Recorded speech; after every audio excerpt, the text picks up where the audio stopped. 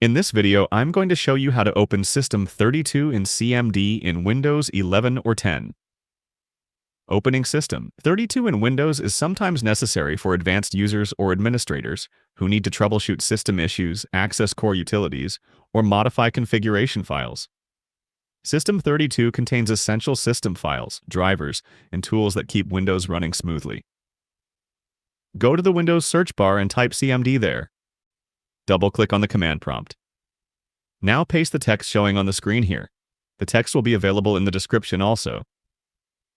After typing the command, press Enter on your keyboard and you are done. You have opened System32 on your Windows. Following these steps, you can change your system modes easily. Feel free to reach out if you encounter any issues during the process. If this video helps you out, please leave a like and subscribe. Comment below if you have any questions. If you need further assistance, consider hiring a professional using the link in this video below.